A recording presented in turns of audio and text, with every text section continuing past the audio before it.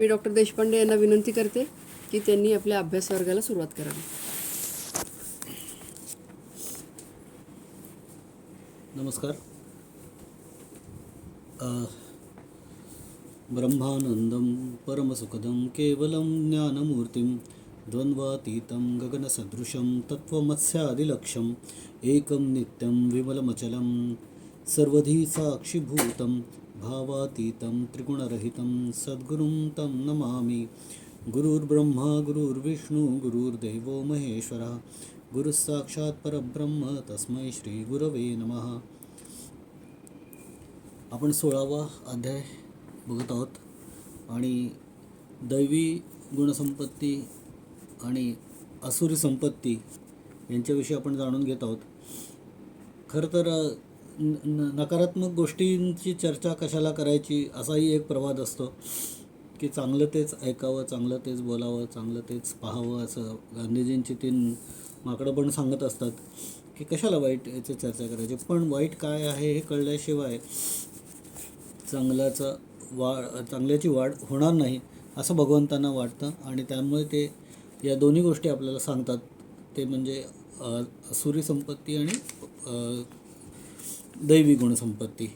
तर दैवी गुणसंपत्तीचे काही भाग आपण पाहिले.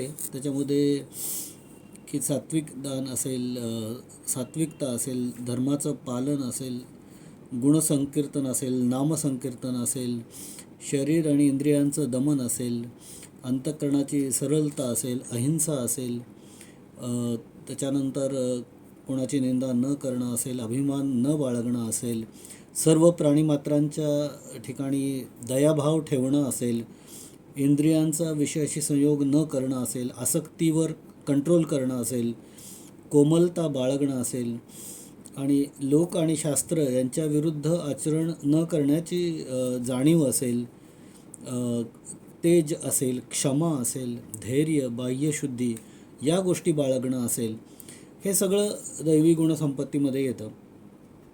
मग आसुरी संपत्तीमध्ये काय येतं तर ढोंग, घमेंड, अभिमान, राग, कठोरपणा आणि अज्ञान हे सर्व आसुरी संपत्ती घेऊन जन्मलेल्या पुरुषाची लक्षणं असतात. आता हे दैवी गुणसंपत्ती जे बाळगणारी माणसं असतात ती बाबा बोरकरांच्या कवितेप्रमाणे असतात. त्याच्यात बोरकर काय म्हणतात ते म्हणतात, नाही पुण्याची जोडणी, नाही पापाची टोचणी, जिणे गंगोगाचे पाणी, जिणे गंगोगाचे पाणी, असं ते म्हणतात की ज्याला पुण्याचंही फार हे नाही, म्हणजे सोयरसुतक नाही आणि पापाची टोचणी नाही, असं एक झपुर्झा अवस्था आलेली असते. असं ज्याचं वागणं आहे, बोलणं आहे, तो खरा दैवी गुणसंपत्तीने भारलेला आहे असं म्हणता येईल. नाही पुण्याची मोजणी आणि नाही पापाची टोचणी. तो पुण्याची मोजणी करत नाही पण पुण्य करतो. त्याला पापाची टोचणी होत नाही, म्हणजे तो स्वतः करत नाहीच पाप, पण त्याला जर कोणी त्याच्या भोवताली पाप करणारा असेल किंवा त्रास देणारा असेल तर त्या पापाचा त्याला त्रास तो करून घेत नाही किंवा त्याला तो त्रास होत नाही. जिणे गंगोघाचे पाणी, जसं गंगेचं पाणी, गंगेचा ओघ जसा शुद्ध आहे. आत्ताही आपण बघितलं जे आपण 144 वर्षांनी प्रयागराजला महाकुंभ झाला त्याच्यात सायंटिफिकली त्यांनी दाखवलं होतं की गंगेचं पाणी इतके लाख कोटी 55-60 कोटी लोक स्नान करूनसुद्धा अतिशय शुद्ध आहे. असं ते गंगोगाचं पाणी असं ज्याचं जीवन आहे अशी माणसं ही दैवी गुणसंपत्ती बाळगणारी आहेत असं बाबा बोरकरांच्या कवितेत त्यांनी म्हणलं आहे. ती माणसं कशी असतात, कशाचा न लाग बाग, कशाचा न पाठलाग. त्यांना म्हणजे एखाद्या गोष्टीच्या ते सारखं मागे लागत नाहीत, कुठल्या गोष्टीचा पाठलाग करत नाहीत की हे मिळवायचं, हे हवं, हे हवं, ते हवं. लोभ मोह त्यांना शिवत नाही आणि कुठल्याही गोष्टीत जाचत नाहीत, त्याचा त्रास तर करून घेत नाहीत. आम्ही हो फुलांचे पराग, म्हणजे फुलांच्या परागकणाप्रमाणे नाजूक, प्रेमळ आणि सुंदर अशी ज्यांची मनं असतात ते दैवी गुणसंपत्ती बाळगणारे व्यक्ती किंवा पुरुष असतात. ते पुढे कवी असं म्हणतात, आम्हा नाही नामरूप आम्ही आकाश स्वरूप जसा निळा निळा धूप. ते विशिष्ट नाव, उपाधी किंवा एखाद्या गोष्टीला स्वतःला चिकटवून घेत नाहीत की मी नामदार आहे, मी आमदार आहे, मी अमुक आहे, मी तमुक आहे, मी डॉक्टर आहे, मी अमुक आहे, असलं काही ते उपाधी स्वतःला चिकटवून घेण्याचा अट्टहास करत नाहीत. विशिष्ट रूपात मी दिसलं पाहिजे, मी असंच दिसलं पाहिजे, मी असाही त्यांचा हट्ट नसतो. ते मनानी आणि चिंतनानी अतिशय मोकळे आणि विशाल मनाचे असतात. जसे काही आकाशासारखे. जसा निळा निळा धूप असे सुंदर शब्द वापरले आहेत त्यांनी, की निळा आकाश कसं निळं निरभ्र आणि सुंदर आणि विशाल असतं, तसं ज्यांचं मन आहे असे ते आहेत, ते दैवी गुणसंपत्तीवाले लोक आहेत. पुढे कवी म्हणतात, पूजेतल्या पाना फुला मृत्यू सर्वांग सोहळा धन्य निर्माल्याची कळा. अशी ज्यांची भावना आहे ते खरे दैवी गुणसंपत्ती असणारी लोक. म्हणजे खरं तर पानं फुलं ही झाडांवर असतात, तोपर्यंत ती सजीव असतात असं मानलं जातं.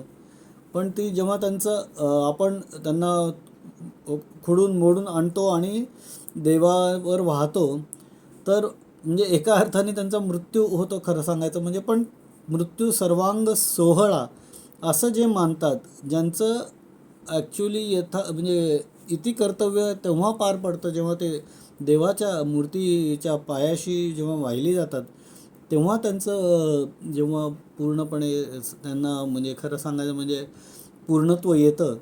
असं पाना फुलांची जी भावना आहे, जे निर्माल्य झाल्यावर ते खरं हे होतात, म्हणजे संपृक्त होतं त्यांचं जीवन.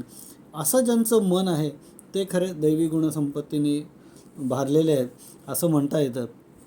तर हे अशी भावना बाबा बोरकरांनी त्यांच्या कवितेत मांडलेली होती. ती थोडीशी दैवी गुणसंपत्तीशी जोडली जाणारी अशी होती. आपल्याला भगवंतांनी पहिल्या 5 श्लोक जे आहेत 16व्या अध्यायातले, त्याच्यात ते हे सांगितलेलं आहेत. आणि 5व्या श्लोकात भगवंत सांगतात की या असुरी संपत्ती आणि दैवी संपत्ती याच्यातला साधारणतः फरक काय. तर असुरी संपत्तीतले आपल्याला माहिती आहेत की जे जायंट शत्रू आहेत आपल्या मनाचे, काम, क्रोध, लोभ, मोह, मद, मत्सर, राग, द्वेष, स्वार्थ, लोलुपता, असूया, हे सगळे विकार आहेत.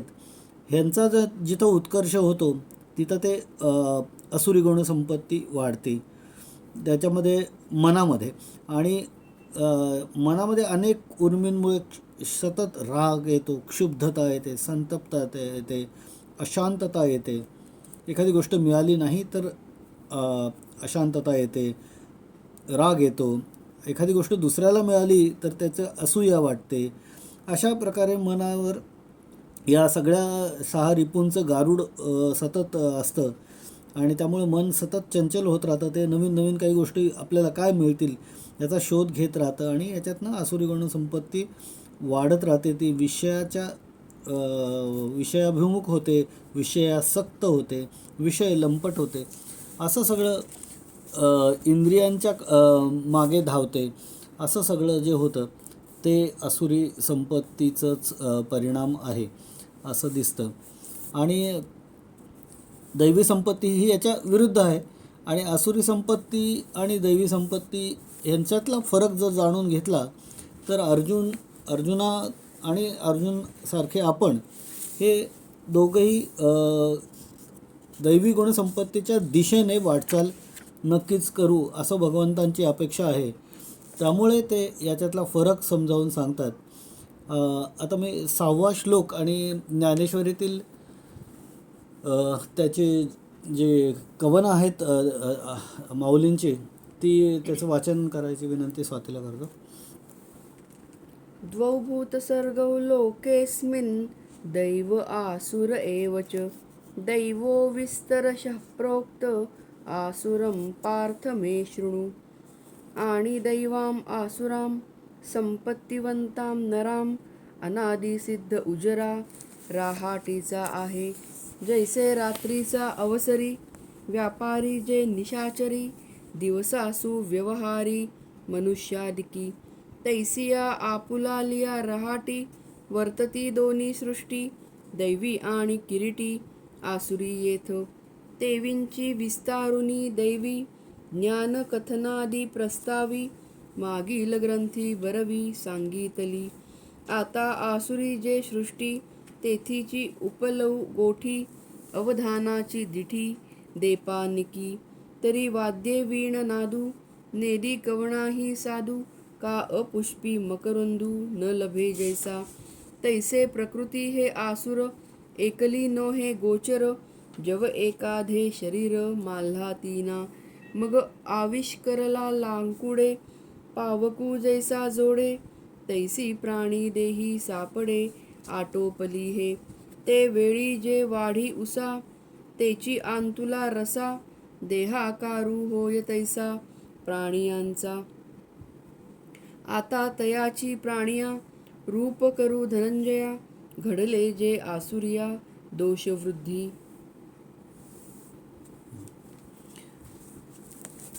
याच्यात भगवंत काय म्हणतात? भगवंत म्हणतात, द्वौ भूतसर्गो लोकेस्मिन् दैव आसुर एवच. दैवो विस्तरशः प्रोक्तः आसुरं पार्थ मे शृणु. हे पार्था शृणु, ऐक बरं का. हे अर्जुना, या जगामध्ये मनुष्य समुदाय दोनच प्रकारचे आहेत. पार्थ, हे पार्थ म्हणजे अर्जुना, अस्मिन लोके म्हणजे या विश्वामध्ये, द्वौ म्हणजे दोन, द्वौ भूतसर्गो म्हणजे दोन प्रकारच्या स्वभावाचे लोक आहेत. आणि दैवहा म्हणजे दैवी प्रकृतीचे. लोके अस्मिन म्हणजे या विश्वामध्ये, अस्मिन लोके या विश्वामध्ये, दैव आसुर एवच म्हणजे दैवहा म्हणजे दैवी प्रकृतीचे लोक आहेत. एवच म्हणजे आणि, असुरहा म्हणजे आसुरी प्रकृतीचे. आणि त्यामध्ये दैव विस्तरशः प्रोक्तः आसुरं पार्थ मे शृणु. दैव विस्तरशः प्रोक्तः म्हणजे काय की दैवी प्रकृतीचा सविस्तर सांगितलेला आहे. आणि आता म्हणजे आतापर्यंत त्यांनी दैवी प्रकृतीविषयी विस्ताराने सांगितलं पहिल्या 5 श्लोकांमध्ये. आता पुढे ते म्हणतात की आता आसुरम मे शृणु. आता पुढचं ऐक बरं का. आसुरम पार्थ मे शृणु. पार्था, आता आसुरी संपत्ती किंवा आसुरी जे हे आहेत, गुण आहेत, त्याच्याविषयी तू माझ्याकडून ऐक, असं भगवंत या श्लोकामध्ये सांगतात. या विश्वामध्ये आपल्याला आता लक्षात आलेलंच की 2 प्रकारचे स्वभावाचे लोक आहेत. म्हणजे एक दैवी प्रकृतीचे आणि दुसरे आसुरी प्रकृतीचे. आता दैवी गुणसंपन्न असणारे दैवी प्रकृतीचे, आसुरी गुणसंपन्न असणारे आसुरी प्रकृतीचे. तर या विश्वामध्ये सर्व प्रकारच्या विषयांचा उपभोग घेता येतो. या उपभोग घेता येतो म्हणून या विश्वाला लोक असं म्हणतात. काही वेळा बहुतेक वेळा आपण त्यांना मर्त्य लोक म्हणतो, कारण त्याच्यात एक एंड पण आहे प्रत्येक व्यक्तीचा एका विशिष्ट काळानंतर. तसंच 2च प्रकारच्या स्वभावाचे लोक आता आधुनिक काळात आहेत असं नाही आहे. पण तरी विश्वाच्या निर्मितीपासून ही गोष्ट चालत आलेली आहे की ब्रॉडली सेग्रिगेशन मनुष्याचं दैवी गुणसंपत्ती असलेले आणि आसुरी गुणसंपत्ती असलेले असं केलं जातं. आजकालच्या युगात दोन्हीचं मिश्रणही काही वेळेला दिसून येतं. सगळं खूप कॉम्प्लिकेटेड झालेलं आहे. पण ओव्हरऑल दिसतं ते दैवी गुणसंपत्तीवान आणि आसुरी गुणसंपत्तीवान असं म्हणजे ब्लॅक अँड व्हाईट असं प्रकार दिसून येतो. There are always grey shades असं म्हणतात, पण ब्रॉडली जे आपण आहे ते समजून घ्यावं असं भगवंतांची इच्छा आहे.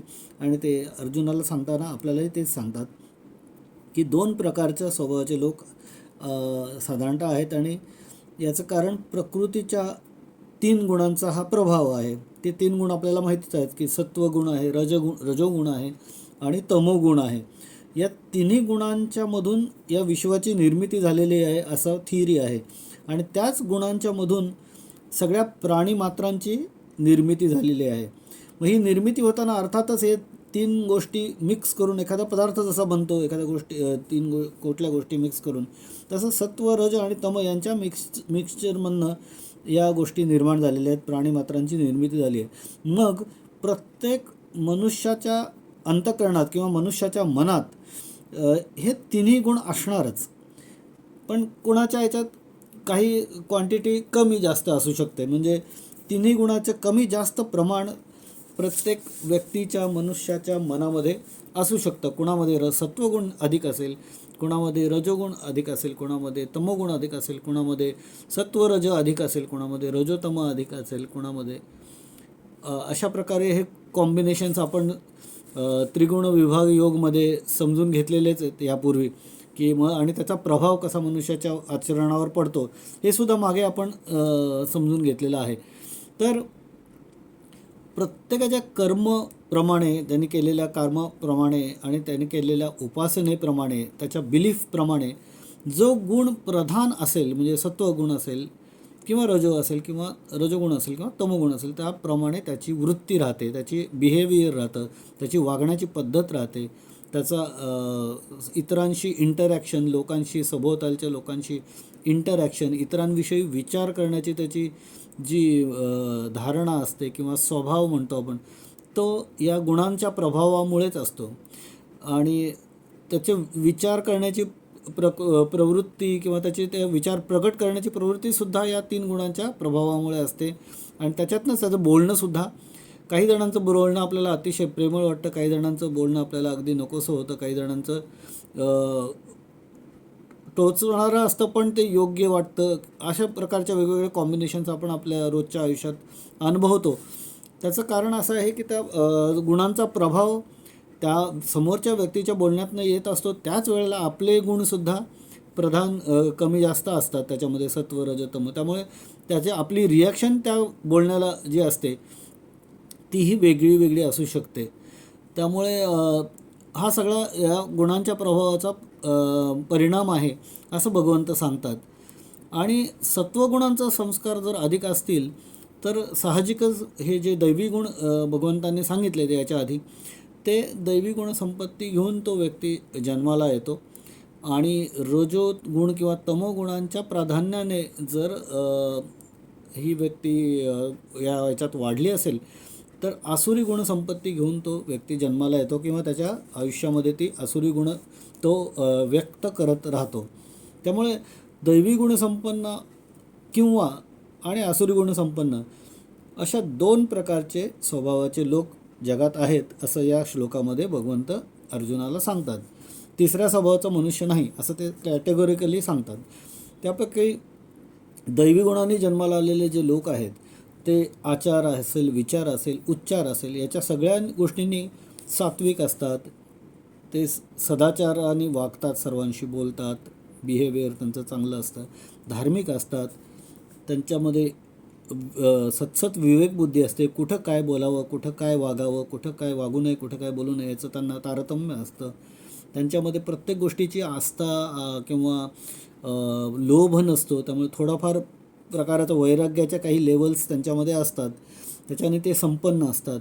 त्याच्यामध्ये वयाचा, अनुभवाचा आणि त्यांच्या त्रिगुणांचा प्रभाव पडून त्यांच्याप्रमाणे त्यांच्या विवेक वैराग्याची स्थिती असते वेगवेगळी. त्यांच्यामध्ये एक प्रकारची श्रद्धा असते, सेवाभाव असतो मनामध्ये. मग ती लहान मुलांची आपल्यापेक्षा लहान वयाच्या लोकांची सेवा असो, मोठ्यांची सेवा असो, तो करण्याचा भाव त्यांच्या मनात असतो. आणि प्रत्येक ठिकाणी परमेश्वर पाहण्याचा आणि भक्तीचा भाव त्यांच्यामध्ये असतो. त्यागाची तयारी त्यांच्या मनाची असते. एखादी गोष्ट नको असेल, नाही मिळाली तरी त्यांना दुःख होत नाही. अशा प्रकारच्या गोष्टी या सदाचारी माणसांच्यामध्ये दैवी गुणांच्या प्रभावामुळे होतात. आणि त्यामुळे ते त्यागी जीवन जगतात, त्यागाने जीवन जगतात. ते समाजामध्ये चांगले चारित्र्य संपन्न आणि आदर्श म्हणून प्रकट होतात. ते म्हणजे एक प्रकारचे रोल मॉडेल असतात समाजासाठी. सगळ्यांनाच त्याप्रमाणे वागता येतच असं नाही, पण त्यांच्याबद्दल ती भावना ओव्हरऑल सगळ्यांची असते.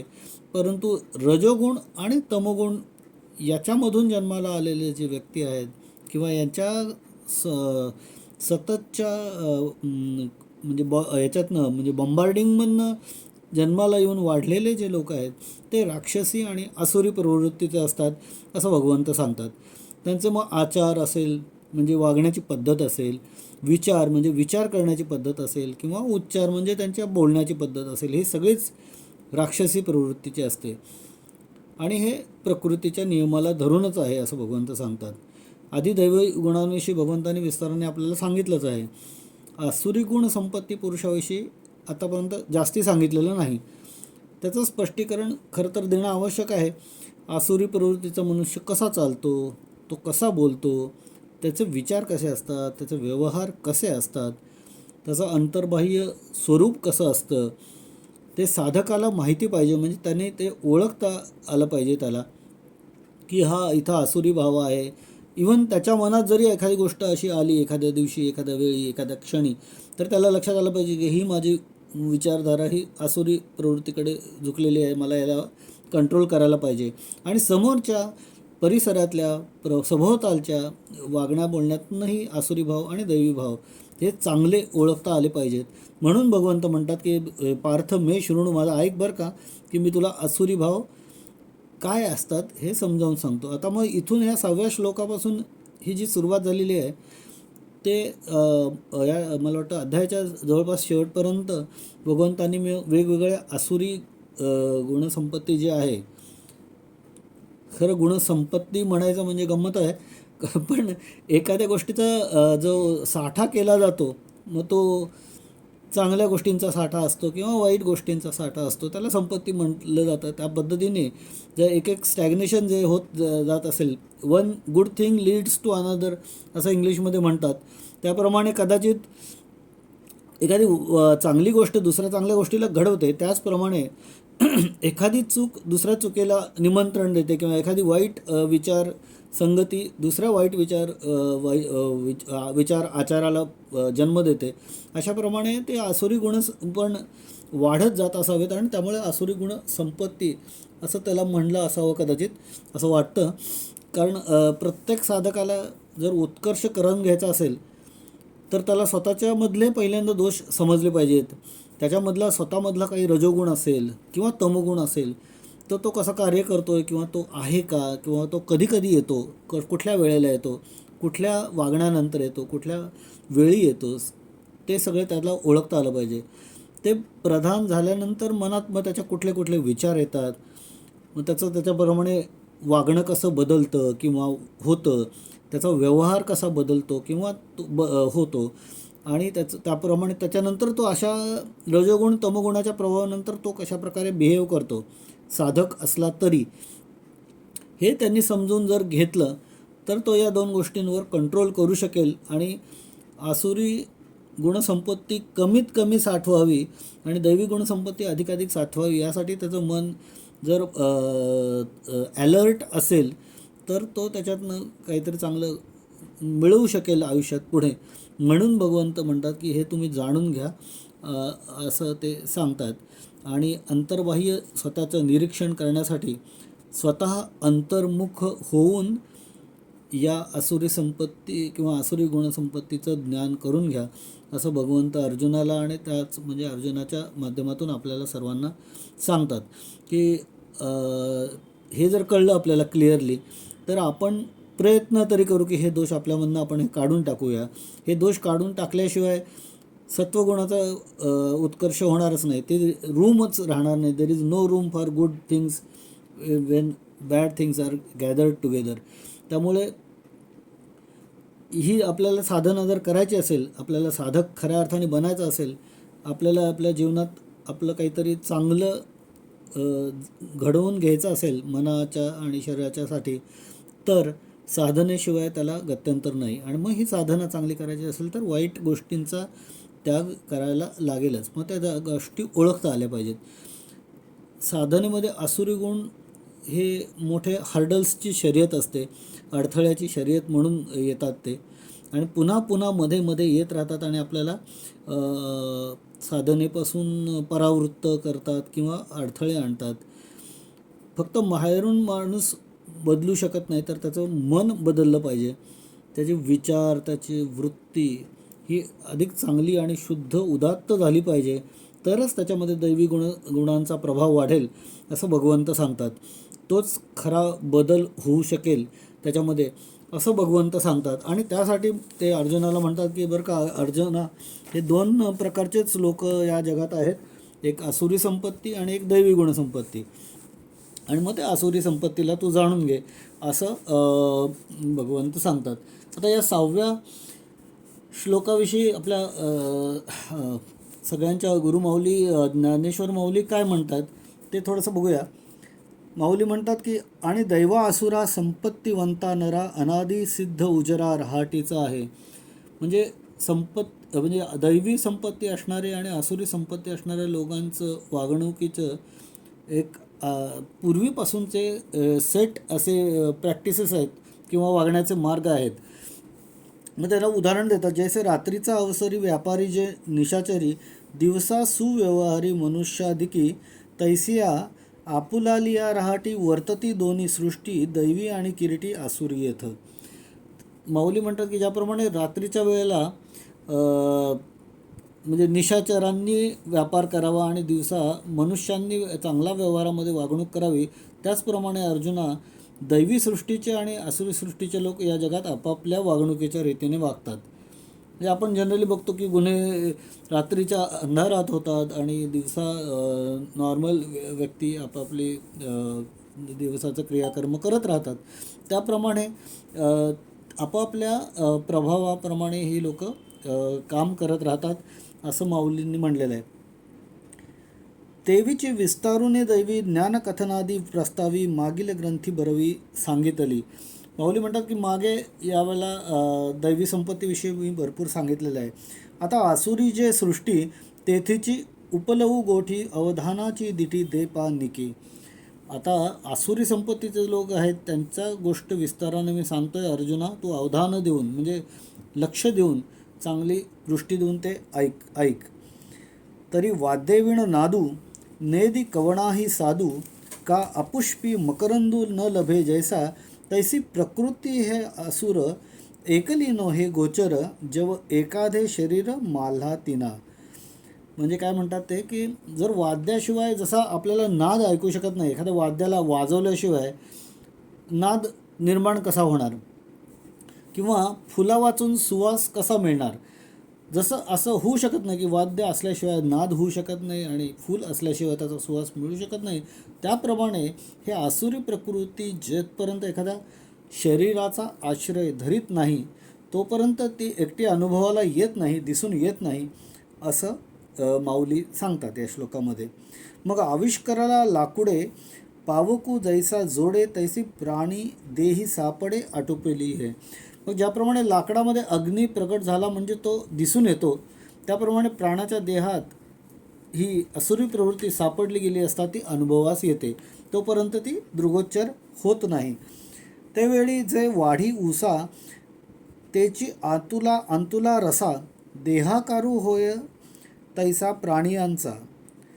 म्हणजे त्यावेळी ज्याप्रमाणे उसाची जी वाढ असते ती आतल्या रसाची वाढ असते, त्याचप्रमाणे तिने आश्रय केलेला म्हणजे या आसुरी प्रवृत्तीने आश्रय केलेल्या प्राण्याचा देहाचा आकार जसा वाढेल तशी ही आतमध्ये आसुरी प्रवृत्ती वाढत जाते असं माऊली सोप्या याच्यातनं दृष्टांतातनं सांगतात.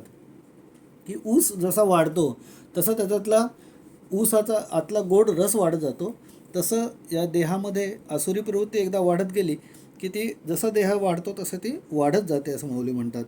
आता तयाची प्राणिया रूप करू धनंजया, घडले जे आसुरिया दोषवृद्धी. अर्जुना, आता जे प्राणी आसुरी प्रकृतीच्या दोषांच्या वाढीने बनलेले आहेत त्यांचं वर्णन मी तुला करून सांगतो असं हे माऊली म्हणतात. आता याच्यानंतर पुढे अजून आसुरी प्रवृत्तीविषयी विस्ताराने आपले भगवंत आपल्याला सांगणार आहेत. तर ते नक्की काय सांगतात ते पुढचा श्लोक आणि त्याचं वरच्या ओव्या याचं वाचन स्वातीने करावं असं मी त्यांना विनंती करतो. प्रवृत्तिं च निवृत्तिं च जनान विदुरासुराः, न शौचं नापि चाचारो न सत्यं तेषु विद्यते. तरी पुण्यालागी प्रवृत्ती का पापाविषयी निवृत्ती, या जाणणे याची राती तयांचे मन, निगणेया आणि प्रवेशा, चित्त नेदितू आवेशा, कोश किटू जैसा जाचिन्न लापई, का दिधले मागुती येईल की न ये हे पुढील, न पाहता दे भांडवल मूर्ख चोरा. तैसिया प्रवृत्ती निवृत्ती दोन्ही, नेणी जती आसुरी जनी, आणि शुचित्व स्वप्नी न देखती ते. काळीमा सांडील कोळसा, वरी चोखी होईल वायसा, राक्षसही मांसा विटोषके. परी आसुरा प्राणिया, शौच नाही धनंजया. पवित्रत्व जेवी भांडिया, मद्याचिया. वाढविती विधीची आस, का पाहाती वडिलांची वास. आचाराची भाष, नेणतीची ते. जैसे चरणे शेळीयेचे, का धावणे वारियाचे. जाळणे आगीचे भलते होते, तैसे पुढा सुनी स्वैर. आचरती ते आसुर, सत्तेसी वैर सदाची तया. जरी नांगिया आपुलिया, विंचू करी गुदगुदलिया. तरी साचा बोलिया बोलती ते, अपानाचे नितोंडे. जरी सुगंधा येणे घडे, तरी सत्यतया जोडे आसुरा ते. ऐसे ते न करिता काही, अंगेची वोखटे पाही.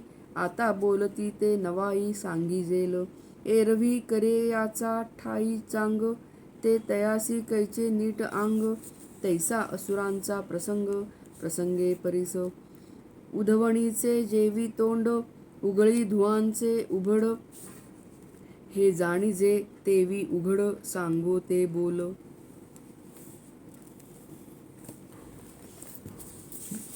भगवंत म्हणतात, आसुरी प्रवृत्तीविषयी अधिक विस्ताराने सांगायला सुरुवात करतात भगवंत.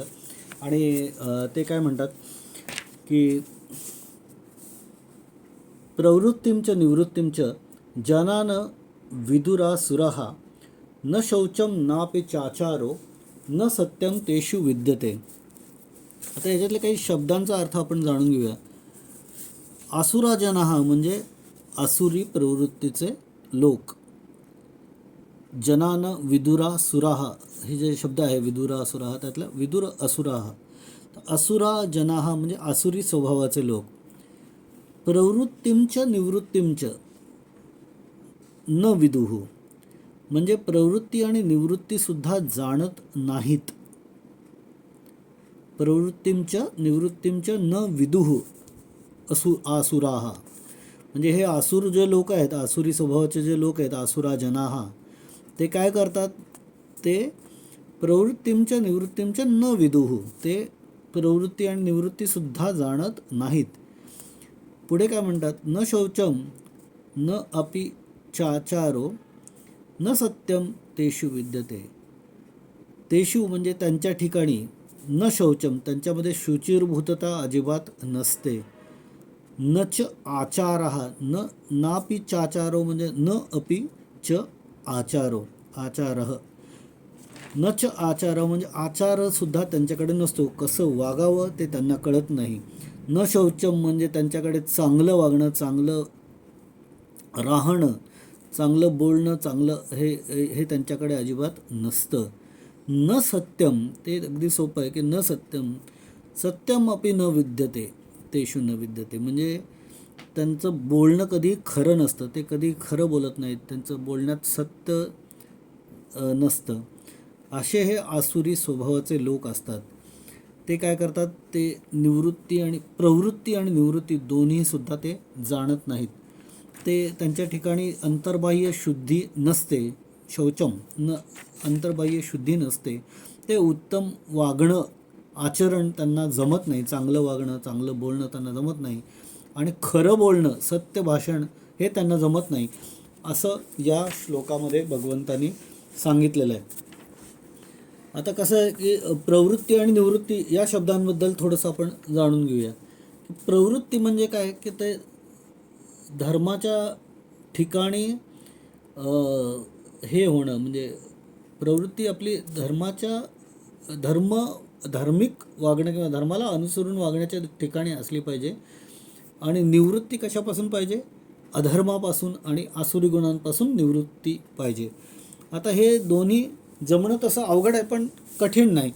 यासाठी मनाचं एक डिटर्मिनेशन किंवा मनाचं तगडी जर हे मनाने ठरवलं की नाही, मी आजपासून या गोष्टी करणार नाही, या गोष्टी करणार किंवा या पद्धतीने मी वागणार, आणि या वाईट गोष्टी माझ्या मनात आल्या तर त्यांना मी दूर झाडून टाकून देणार, असं जर मी माझ्या मनाला ठणकावून सांगितलं तर मी प्रवृत्तीतून निवृत्त होऊ शकतो. म्हणजे या प्रवृत्ती आणि निवृत्ती म्हणजे खरं सांगायचं म्हणजे प्रवृत्ती म्हणजे धर्म आणि निवृत्ती म्हणजे अधर्म. अधर्मापासून निवृत्ती आणि धर्माकडे प्रवृत्ती असं माझं विचार माझ्या मनात आले पाहिजेत. किंवा कर्तव्य आणि अकर्तव्य असे शब्द आपण याला वापरू शकतो. प्रवृत्ती कशाला पाहिजे? कर्तव्याकडे पाहिजे प्रवृत्ती पाहिजे. आणि अकर्तव्य म्हणजे निवृत्ती कशाकडे पाहिजे? अकर्तव्याकडे. पण सगळे जे दुर्गुण आहेत, समजा आळस आहे, कंटाळा आहे, लोभ आहे, जळफळाट आहे, द्वेष आहे, मत्सर आहे, या सगळ्या ज्या अधार्मिक गोष्टी आहेत, समजा माझ्या मनातल्या प्रत्येकाच्या मनातल्या या वाईट ज्या गोष्टी आहेत, त्याचं काय होतं की त्याच्यापासून आमचं मन निवृत्त होत नाही. की नाही, मी कोणाचा द्वेष करणार नाही, मी कोणावर रागवणार नाही, मी कोणाचं जळफळाट माझ्या मनात कोणाविषयी होणार नाही, मी कोणावर उगीच रागवणार नाही, कोणाच्या दिसण्या बोलण्या वागण्यावर मी सतत टीका करणार नाही. हे जरी मनाला कळत असलं तरी ते मन म्हणजे चित्ताला कळत असेल, बुद्धीला कळत असेल, पण मन काही ऐकत नाही आणि यापासून निवृत्त होत नाही. ती जर निवृत्ती माझ्यात नसेल तर माझ्यामध्ये आसुरी प्रवृत्तीचा प्रभाव जास्ती आहे असं मला ओळखता येतं. जर धर्माच्या ठिकाणी माझी प्रवृत्ती वाढली की मी चांगलं वागेन, चांगलं बोलेन, चांगल्या प्रकारे दैवाविषयी भक्तीविषयी आसक्ती ठेवीन, नामस्मरण करेन, प्रत्येकाच्या ठिकाणी देव पाहीन, चांगलं वागेन, चांगलं बोलेन, एवढं साधं जरी मी प्रवृत्ती माझी ठेवली तर आपोआपच माझ्यातले वाईट गुण हे दूर निघून जाणार आहेत. पण आसुरी प्रवृत्तीच्या माणसाचं काय होतं की प्रवृत्ती आणि न निवृत्ती. मग प्रवृत्ती आणि निवृत्ती दोन्ही काय? प्रवृत्तींच्या निवृत्तींच्या जना न विदुरासुरः. ह्यांना याच्यातलं हेच कळत नाही की कुठली गोष्ट आपण टाकावी, कुठली गोष्ट आपण घ्यावी, हे ज्यांना कळत नाही ते आसुरी प्रवृत्तीचे लोक. त्यांना कळतच नाही की हे मी समजा एखाद्याचा द्वेष करतो आहे किंवा मी एखाद्याचा राग करतो आहे तर हे मी चुकीचं करतो आहे, हे जेव्हा माझ्या मनाला कळत नाही तेव्हा माझ्यामध्ये पूर्णपणे आसुरी प्रवृत्ती असते, असा त्याचा अर्थ घ्यायचा. तर त्यामुळे भगवंत म्हणतात की ही कर्तव्य आणि अकर्तव्याची लढाई आहे किंवा धर्म आणि अधर्माची लढाई आहे. की धर्म म्हणजे प्रवृत्ती धर्मापाशी पाहिजे माझी आणि निवृत्ती अधर्मापासून पाहिजे, आणि ही जर नसेल तर तो व्यक्ती आसुरी प्रवृत्तीचा आहे. धर्म अधर्म आणि कर्तव्य अकर्तव्य याचा निर्णय मनुष्याच्या ॲक्च्युली इच्छेवर अवलंबून असतो, पण काही प्रमाणात डिटर्मिनेशनने तो नक्कीच त्याच्यात साधू शकतो. काही गोष्टी या आपसूक आधीपासूनच आपल्यामध्ये आलेल्या असतात. त्याचं कारण प्रत्येकाचं काही स्वभावता राग, द्वेष, स्वार्थ, लोभ हे असतातच. त्यामुळे सर्व निर्णय कोणाचेही निरपेक्ष असू शकत नाहीत. कोणाचंही बोलणं अगदी निरपेक्ष अनबायस्ड असतं असं नाही. पण व्यवहारामध्ये हा सर्वांचा अनुभव असतो की जे आपल्याला आवडतं, जे आपल्याला खरं चांगलं वाटतं, रुचतं, भावतं ते चांगलं, आणि जे आवडत नाही, जे रुचत नाही ते वाईट, असं आपण बेधडकपणे बोलून जातो किंवा आपले कॉमेंट्स पास करतो. हे नाही मला आवडत, हे नाही, हे चुकीचं आहे. पण ते माझ्या दृष्टीने चुकीचं आहे किंवा हे माझा आवडत नाही हे आपल्याला लक्षात येत नाही की ते मला का आवडत नाही, तर माझ्या मनातले काही त्याची जडणघडण अशा पद्धतीने त्यामुळे ते आवडत नाही, हे लक्षात घेणं गरजेचं नाही. हे जाणणं म्हणजेच दैवी गुणांचा हे आपल्यातला प्रभाव वाढवणं आहे. आणि आसुरी प्रवृत्तीच्या लोकांमध्ये हे नसतं असं हे भगवंत या श्लोकामध्ये सांगतात. त्याचप्रमाणे कर्तव्य अकर्तव्य किंवा धर्म अधर्माचा विचार मनुष्याच्या इच्छेवर सोडला तर प्रत्येक विचार आणि निर्णय व्यक्तिगत राग, द्वेष, स्वार्थाने प्रेरित झालेला असणारच. त्यामुळे जितक्या व्यक्ती तितक्या वेगवेगळ्या कल्पना निर्माण होणार. आणि जर कर्तव्य असेल, एखाद्यासाठी जे कर्तव्य असेल ते एखाद्याला अकर्तव्य म्हणून वाटेल, असंही कन्फ्युजन होऊ शकतं. त्यामुळे जे ते न करण्याकडे त्याची प्रवृत्ती होऊ शकते. आणि म्हणजे जर समजा नोकरीमध्ये मी 100% माझं हे देईन, हे खरं माझं कर्तव्य आहे, पण त्याच्यात कशाला, थोडक्यात वेळ वाचेन, मी माझे कमी कष्ट करेन, असं जर माझ्यामध्ये वाढलं तर ते माझं नक्कीच आसुरी प्रवृत्तीकडे माझा प्रभाव गेलेला आहे असं मला ओळखता आलं पाहिजे. त्याचप्रमाणे म्हणजे या कल्पना या आपल्या जडणघडणीवर किंवा आपल्या विचारांच्या मनाच्या जडणघडणीवर अवलंबून आहेत असं भगवंत सांगतात. त्यामुळे त्यातल्या चांगल्या वाईट काय आहेत ते आपण ओळखून आपल्या दैवी गुणांकडे आपण आपला प्रवास केला पाहिजे असं हे पुन्हा पुन्हा या सगळ्या अध्यायातनं भगवंतांचं सांगणं आहे की त्यामुळे जितक्या व्यक्ती तितक्या कल्पना आहेत आणि जे कर्तव्य आहे ते अकर्तव्य म्हणून करण्याकडे आपली प्रवृत्ती होत असेल आणि जे खरोखरच अकर्तव्य आहे ते मात्र आपण कर्तव्य म्हणून म्हणजे एखादी गोष्ट खरं तर करू नये, एखाद्या गोष्टीचा एखाद्या पदाचा म्हणजे गैरफायदा घेऊ नये, एखाद्या पोझिशनचा गैरफायदा घेऊ नये, एखाद्या सिच्युएशनचा गैरफायदा घेऊ नये, हे जरी आपलं म्हणजे ते अकर्तव्य आहे पण ते आपल्याला वाटतं की नाही हे केलं पाहिजे असं जेव्हा चुकून आपल्याला वाटलं लागतं तेव्हा आपला आसुरी प्रवृत्तीकडे प्रवास होत असतो. हे ओळखता आलं पाहिजे. त्यामुळे स्वार्थ आहे, स्वार्थ हा प्रत्येकाकडे असणारच पण त्याचं प्रमाण किती असावं, ते स्वतःच्या हिताच्या पलीकडे इतरांच्या अहिताकडे जाणारं नसावं. पण ते जेव्हा अहिताकडे जाणं हेच आपलं कर्तव्य आहे असं आपल्याला वाटू लागलं तर ते आपल्या प्रवास आपला आसुरी प्रवृत्तींकडे जाऊ लागतो आणि तो विध्वंसक होऊ शकतो आणि ते विध्वंसक कर्मामध्ये प्रवृत्त आपल्याला करू शकतो. हा विचार हा आसुरी प्रवृत्तीचा विचार आहे असं भगवंत सांगतात. आणि हा दोष निर्माण होऊ नये म्हणून शास्त्र हेच प्रमाण मानायला पाहिजे असं भगवंत सांगतात. आणि शास्त्राची दृष्टी मनुष्याप्रमाणे स्वार्थ आणि लोभाने प्रेरित झालेली नसून ती निरपेक्ष असायला हवी, निरपेक्ष आहे. शास्त्र काय म्हणतं की शास्त्राचं कारण काय, शास्त्र कशाला ठरलेलं, हे काही नियम, काही धर्माने वागायचं म्हणतो आपण, म्हणजे नक्की काय वागायचं, तर हे नियम जे घालून दिलेले आहेत आपल्या वागण्यातला, बोलण्याला, विचार करण्याला, मनाच्या विचार करण्याला, त्याचं कारण आहे की मनुष्याने आपल्या जीवनाचा उत्कर्ष करून घेतला पाहिजे, जीवनाचा विकास करून घेतला पाहिजे. आणि जे परमोच्च गुह्य ज्ञान आहे किंवा परमेश्वराची अस्तित्वाची पाऊल खूण आहे प्रत्येक कणाकणामध्ये, ती जाणून घेण्यासाठी आणि परमोच्च शांती मनाची प्राप्त करण्यासाठी हे गरजेचं आहे. हे शास्त्र आहे, धर्म आहे. आणि हे जे हे जाणणं, ह्या दृष्टीने प्रवास करणं हा खरा पुरुषार्थ आहे. तेच मानवी जीवनाचं अंतिम साध्य असायला हवं असं भगवंत सांगतात. ही दृष्टी ठेवून ते साध्य प्राप्त करण्यासाठी जे जे अनुकूल आहे तेच सगळं कर्तव्य आहे आणि तोच धर्म आहे.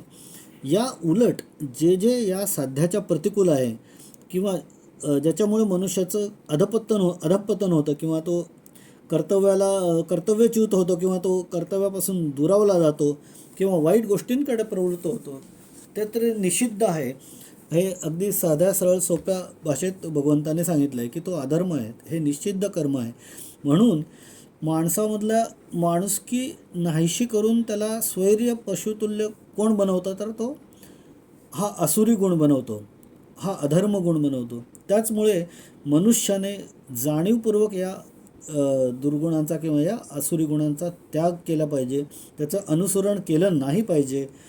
त्याचा धोका आपल्याला, आपल्या समाजाला, आपल्या कर्मामुळे आपल्या पुढच्या जन्मांना होणारा धोका हा पण ओळखला पाहिजे आणि त्या मार्गाने आपलं कालक्रमण किंवा मार्गक्रमण आपल्या मनुष्याने केलं नाही पाहिजे, अशी अपेक्षा भगवंत या श्लोकातून व्यक्त करत असावेत.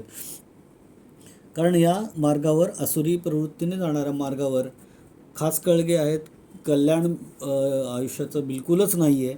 आणि हा रोड जो आहे तो कुठेतरी गोंधळाकडे, कन्फ्युजनकडे, वाईट एंडकडे नेणारा आहे, हे सुरुवातीला कळत नाही. म्हणून ते जागं करण्यासाठीच भगवंतांनी या आपल्या अध्यायात आपल्याला बहुतेक ह्या दैवी गुणांच्या थोडक्यात निरूपणानंतर आसुरी गुणांचं विस्तृत निरूपण करायचं ठरवलेलं आहे. त्यामुळे मनुष्यामधल्या दुर्गुणांचा नाश झाला पाहिजे. मनुष्याचं जीवन, आचार, विचार आणि उच्चार या सर्वांनी उदात्त झालं पाहिजे, शुद्ध झालं पाहिजे. तो चारित्र्य संपन्न झाला पाहिजे. तो अगदी दिव्य नाही झाला तरी तो शांत, संयमी, विवेक वैराग्याने संपन्न असा झाला पाहिजे. म्हणजे तो देवत्वाकडेच जाऊन पोचेल असं भगवंतांना वाटतं आणि त्यामुळे भगवंत हे याचं डिस्क्रिप्शन आपल्याला देतात. की ज्याचं जीवन अशा पद्धतीने परिपूर्ण होईल, तो धर्म मानेल, जो धर्म आचरेल, जो कर्तव्य परायण राहील, कर्तव्य करेल, स्वतःचं स्वधर्म पाळेल, तोच खरा या दैवी गुणांनी संपन्न होईल. आणि याला टाळून जो शॉर्टकट्स किंवा चुकीच्या रोडनी जाईल, आसुरी गुणांच्या रोडनी जाईल, तो नक्कीच शेवटी त्याच्यामध्ये त्याला याचं चांगलं परिपाक मिळणार नाही आयुष्याच्या शेवटी किंवा पुढच्या जन्मांमध्ये, असं भगवंत जाणीव करून देतात. अधःपतन करणाऱ्या अधर्मापासून मनुष्याने निवृत्त व्हायला पाहिजे आणि ऊर्ध्वगतीला नेणाऱ्या या धार्मिक नैमित्तिक कर्मांमध्ये प्रवृत्त व्हायला पाहिजे, असं भगवंत सांगतात. आणि आसुरी संपत्तीचे लोक मात्र काय असतात, ते प्रवृत्तींच निवृत्तींच न जना न विदुरासुराः, असं त्यांना आसुरी संपत्तीच्या लोकांना हे कळतच नाही की अरे आपण या चुकीच्या रस्त्याने चाललो आहे, आपण या चुकीच्या मार्गावर चाललो आहे, आपण चुकीच्या पद्धतीने वागतोय, विचार करतोय, कर्म करतोय, असं आसुरी संपत्तीच्या लोकांना कळत नाही. आणि ते ओळखायचं आसुरी संपत्तीचे लोक, म्हणूनच या श्लोकामध्ये त्यांनी भगवंत या बद्दल माहिती आपल्याला देतात की रजोगुण आणि तमोगुण यांचा जो प्रभाव त्यांच्यावर आहे, तर तमोगुण बुद्धीवर आवरण घालतो आणि मोह निर्माण करतो. या मोहाला ते बळी पडतात आसुरी संपत्तीचे लोक, आणि त्यामुळे त्यांची सारासार विवेकबुद्धी नष्ट होते, चांगलं वाईट समजून घेण्याची वृत्ती नष्ट होते. त्यांना जे वाटतं की त्यांना जे आवडतं, त्यांना जे कम्फर्टेबल वाटतं, त्यांना जे सोयीचं वाटतं तेच चांगलं, आणि त्यांना जे आवडत नाही, त्यांना जे शरीराला आणि मनाला फारसं कम्फर्टेबल नाही, ते वाईट, असं त्यांच्या मनाची प्रवृत्ती होते. आणि असं त्यांना तो एक बुद्धिभ्रम होतो. त्यामुळे रजोगुण आणि तमोगुणाच्या रजोगुणाबरोबर तमोगुण पण त्याच्या मदतीला येतो, आणि रजोगुण अनेक प्रकारच्या कामना निर्माण करत असतो, वेगवेगळ्या विषयांच्या कामना निर्माण होतात. त्यामुळे या कामनांचे जेव्हा मनामध्ये हे वाढतं, इच्छा वाढते, तेव्हा मग या कामनापूर्तीसाठी मग बऱ्याच वेळा मनुष्य काही वेळा नीतीला बगल देतो, काही वेळेला नियमांना बगल देतो, काही वेळेला आचार विचार यांचाही गोंधळ उडून जातो, कारण त्याला फक्त कामनापूर्ती करायची असते. आणि मग धर्माला कधी कधी बगल मिळते, नीतिमूल्यांना गुंडाळून ठेवलं जातं, आणि मग अनिती, वाईट आचरण, अधर्माचरण असं त्याच्याकडनं घडतं. आसुरी संपत्तीचा तो त्याला बळी पडतो आणि विध्वंसक कर्मामध्ये पण तो प्रवृत्त होतो. असं याच्यातनं आसुरी संपत्तीच्या लोकांच्याकडनं आचरण घडतं. काही काही वेळेला हे लोक शास्त्राचा अभ्यास केलेले दिसतात, सिद्धी प्राप्त करण्यासाठी ते वेगवेगळं तपही करतात. म्हणजे आपण बघतो की काही काही राक्षसांना त्यांनी घोर तप केलं आणि त्यांना वर मिळाले वगैरे, आपण गोष्टी वाचतो. दुर्योधन असेल, रावण असेल, दुर्योधनाने द्रोणाचार्यांकडनं धर्मशास्त्र, नीतिशास्त्र, राज्यशास्त्र हे सगळं शिकलं होतं, तो शास्त्र सगळी. रावणाने वेदाचं अध्ययन केलेलं होतं, अनेक शास्त्रांचं अध्ययन केलं होतं, खूप तप केलं होतं. पण इतकं सगळं होऊनसुद्धा रजोगुण आणि तमोगुण यांचा प्रभाव त्यांच्या दोघांमध्ये वाढल्यामुळे झालं काय, की ह्या सगळ्या चांगल्या शिकलेल्या गोष्टींवर पांघरून पडलं. ते दोघंही बुद्धिभ्रष्ट झाले.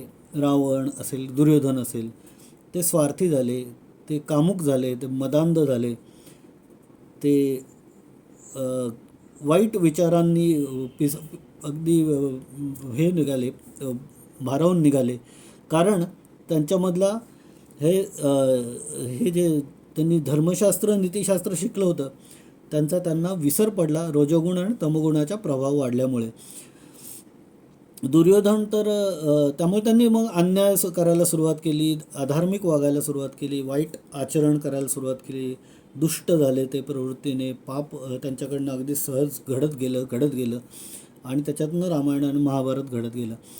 दुर्योधन तर सरळ सरळ भगवंताला म्हणतो की जानामि धर्मम न च मे प्रवृत्तीही, जानामि अधर्मम न च निवृत्तीही.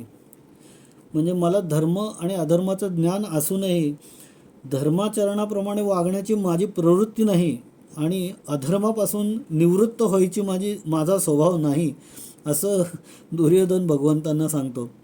म्हणजे इथं काय होतं की भगवान आसुरी प्रवृत्तीच्या लोकांचं लक्षण सांगताना म्हणतात की प्रवृत्तींच निवृत्तींच जना न विदुरासुरा.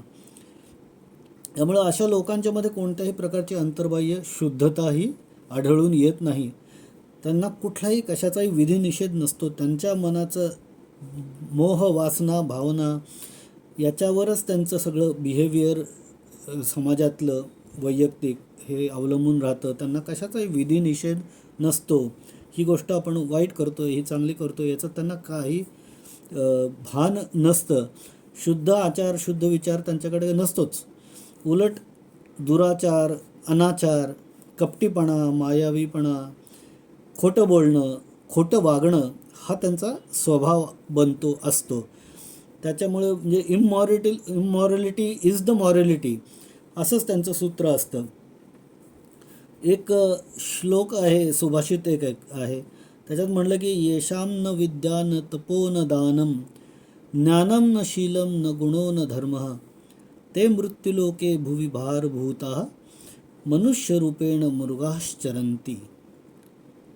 म्हणजे काय की ज्यांच्यामध्ये विद्या, तप, ज्ञान, दान, शील, चांगले श्रेष्ठ गुण आणि धर्माची चाडही नसते, असे या भूतलावर भारभूत झालेले मनुष्यरूपामधील पशूच आहेत. मनुष्यरूपेण मृगाश्चरन्ति. जर मनुष्य जन्म मिळाला आणि तुमच्याकडे विद्या, तप, ज्ञान, शील, चांगले गुण आणि धर्माची चाड जर नसेल तर तुमच्यामध्ये आणि पशुमध्ये फरक काय असं भगवंत त्याच्यातनं सांगतात. त्यांना पशुतुल्य म्हणणे हा सुद्धा कदाचित पशूंचाही अपमान होईल. 2 हात 2 पाय मनुष्य शरीर आहे म्हणून त्यांना मनुष्य म्हणायचं. बाकी त्यांचं पशूंच्यापेक्षाही वाईट वागणं असतं आसुरी प्रवृत्तीच्या लोकांचं, असं भगवंत या श्लोकातून सांगतात. आणखी एक श्लोक आपण घेऊया आणि आज ह्या पुढच्या श्लोकानंतर आपण थांबूया. किंवा आपण पुढच्या भागात पुढचे श्लोक घेऊयात. आज आपण आता इथंच थांबूयात. फक्त आसुरी गुणांचं एकदा एक रिकॅप म्हणून आठवण करून देण्यासाठी सांगतो की साधारणतः प्रवृत्ती म्हणजे धर्माच्या ठिकाणी राहणं आणि निवृत्ती म्हणजे अधर्मापासून निवृत्ती घेणं हे जे जाणत नाहीत ते आसुरी गुणाचे लोक. आसुरी गुणाचे लोक कोणते याचं एक जो गोश्वारा सांगितला भगवंतांनी त्याच्यामध्ये असं आहे की पावित्र्य, सदाचार आणि सत्य नसणं, ते न अंगीकारणं, ते वागण्यातून, बोलण्यातून, वृत्तीतून न दिसणं हे म्हणजे आसुरी प्रवृत्ती आहे. शुद्धी, शुचित्व आणि मन, शुद्धी आणि शुचित्व हे मनातून किंवा आचरणातून नसणं ही आसुरी प्रवृत्ती आहे. शास्त्रात सांगितल्याप्रमाणे न वागणं ही आसुरी प्रवृत्ती. वाईट वागणं, बोलणं, दिसणं, व्यवहार करणं ही आसुरी प्रवृत्ती आहे. असत्यावर विश्वास ठेवणं किंवा असत्य गोष्टी मनाशी आचरणाशी बाळगणं ही आसुरी प्रवृत्ती आहे. धर्माला न मानणं, ईश्वराला न मानणं, नास्तिक असणं ही आसुरी प्रवृत्ती आहे. यज्ञाला, पूजेला किंवा कुठल्याही भक्तिभावाला विरोध करणं ही आसुरी प्रवृत्ती आहे. मूर्ती आणि प्रतिमांच्या विषयी अनादर व्यक्त करणं ही आसुरी प्रवृत्ती आहे. योगाभ्यास असेल, संन्यास असेल, उपवास असेल, कुठली भक्ती पद्धती आहे त्याची खिल्ली उडवणं ही आसुरी प्रवृत्ती आहे. आणि काम आणि लोभ, मोह हेच खरं मानणं ही आसुरी प्रवृत्ती आहे असं भगवंत सांगतात. आज मी आता इथंच थांबतो. पुढील श्लोकांविषयी आपण पुढच्या भागात चर्चा करूयात. मी सुचिताला विनंती करते की तिने आरती म्हणावी.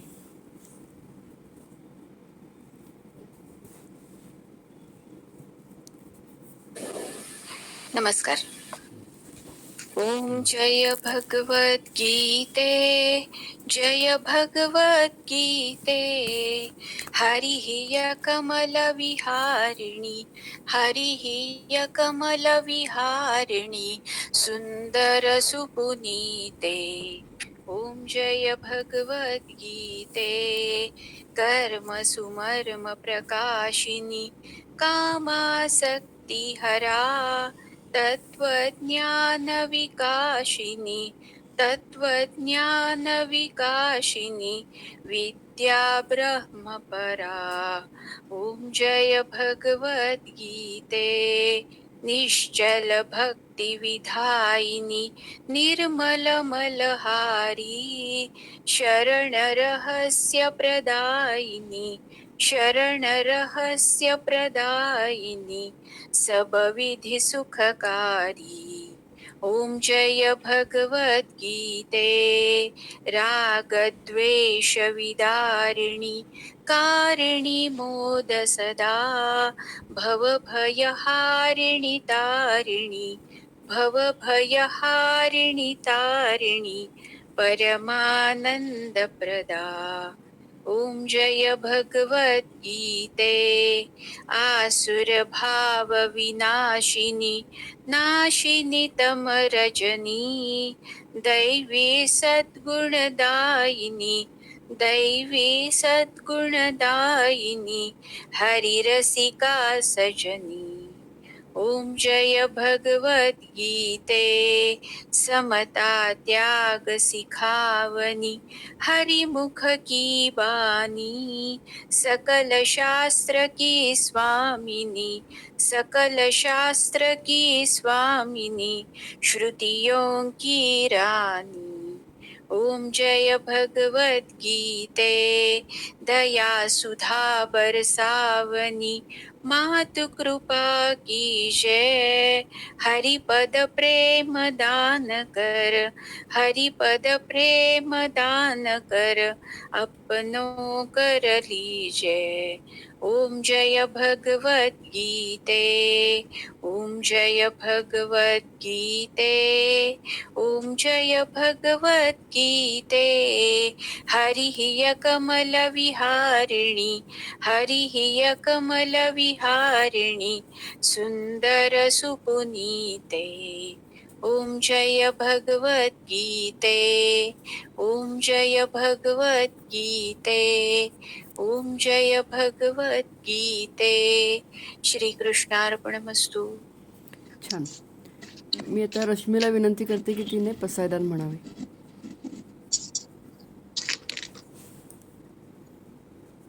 आता विश्वात्मके देवे येणे वाक्यज्ञे तोषावे तोषो निमज द्यावे पसायदान हे जे खळांची व्यंकटी सांडो तया सत्कर्मी रती वाढो भूता परस्परे जडो मैत्र जीवांचे दुरिताचे तिमिर जावो विश्वस्वधर्म सूर्ये पाहो जो जे वांछील तो तेला हो प्राणी जात वर्षतु सकळ मंगळी ईश्वर निष्ठांची मांदियाळी अनवरत भूमंडळी भेट तू भूता चला कल्पतरूंचे आरव चेतना चिंतामणींचे गाव बोलते जे अर्णव पियुषांचे चंद्रमेचे अलांछन मार्तंड जे तापहीन ते सर्वाही सदा सज्जन सोय रे हो तू किंबहुना सर्व सुखी पूर्ण होनी तिही लोकी जिजो आदिपुरुषी अखंडित आणि ग्रंथोपजीविये विशेषी लोकीये दृष्टा विजये ओवावे जी येथ म्हणे श्री विश्वेश्वराव हा होईल दान पसाव येणेवरे ज्ञानदेव सुखिया झाला सुखिया झाला ओम शांती शांती